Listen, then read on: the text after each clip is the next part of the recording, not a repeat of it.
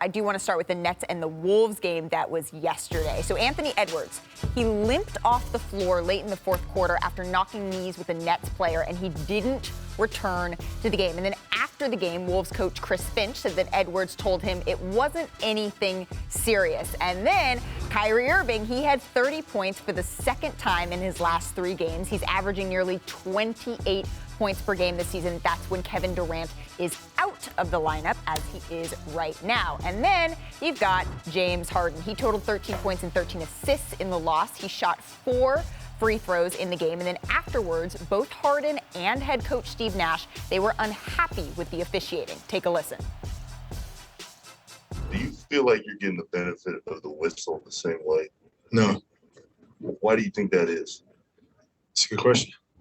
I mean, I don't know. I don't even want to talk about it, but it's definitely ones where there's like stiff arms and trips and things like that. But then on the other end, there's no consistency. So it's like, it's frustrating. I think there's nights where, though, it's fair, and then there's other nights where it feels like he gets targeted a little bit. It's just automatically gets lumped into that point of emphasis where he's creating the foul, which is not always the case at all. All right, so Richard, what's your reaction here to what Steve Nash and James Harden said about the officiating? Well, one, I think as a coach, that's one of the codes. You always support your player. When one of your players is saying, I don't feel like this is just. So it's hard to kind of understand. We've seen it with Mike Malone, with Jokic. We've seen this time and time again. With James, I think he is one of those kind of transcendent players that young players in this generation have copied him because he's taken the game to different places. He's showed the Euro, the step back 3, so many things that he's done has been, fairly new to the game. And so his inability to adjust to some of these new calls that every player in the league is having to adjust to, I think that's that's unfair. I think that's unfair on the league. I think it's a little unfair to him, but he's got to adjust. Your ability as a player to adjust will determine your greatness, and he's not doing a good job of it right now. Yeah, I just think, honestly, he probably didn't want to say too much because he doesn't want to be that guy that's complaining after a loss. Like, if I were able to get a couple foul calls, you know that's not the case for this game. But what I will say is I do believe that James Harden is the poster child for the rule change. Yes. And we've both been in locker rooms. If we're competing against the Brooklyn Nets, right, on the court, I'm going to be like, yo, like, I'm just being physical. Let me play the game. You're telling the ref to James Harden, and the ref is going to be like, you know what? Let them play, because everyone knows he's easy to say that against more than other players in this league. So I understand that, this change, a lot of people have adapted at this point. But for James, if I'm his opponent, I'm walking onto the court and saying, like, well, this is the guy that plays aggressively, and he always gets away with it. And you might have that human error where it's higher against him versus anybody else. Right. But go ahead. Go.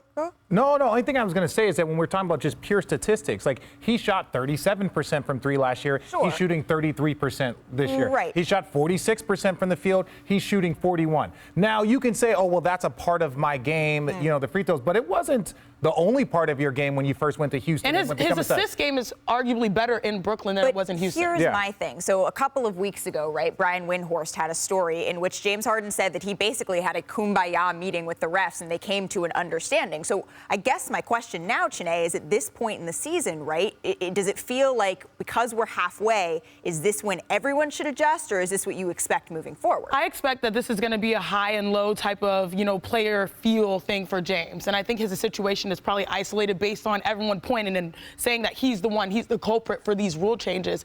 But were people saying Trae Young was the culprit earlier? No. But James was like by far. Trae learned a lot from James. Let's just say that. I mean, the numbers don't lie, though. No, they don't lie, because the NBA was trying to tweak some of this stuff. But this is what I think about James Harden. He's such a great player. He's one of the great players of this generation. You have to have the ability to adjust, if not just only you. And I'll also say that, if this is their greater issue, that's not a horrible issue considering Kevin Durant being out, meaning they're number 2 currently right now in the Eastern Conference standings. They're only 1 win back from being tied from first. They're still in a good position. I think he's just sort of, both him and his coach are like, hey, we need to control this side of our narrative. Kevin Durant didn't have any trouble adjusting. Steph Curry didn't have any trouble adjusting. KD's like James Harden didn't have any trouble. KD never has relied really on foul calls. But I'm saying he's in that same book as the top 7 players. Joel Embiid didn't have any problem. Jokic I don't think he wanted to answer the question, Richard, but I think he just said, hey, I'm going to be honest. Well, that's a good way here. to get some of your money taken if you answer it. He's got plenty of money. Well, speaking of, let's talk about money. Thanks for watching ESPN on YouTube. For live streaming sports and premium content, subscribe to ESPN+.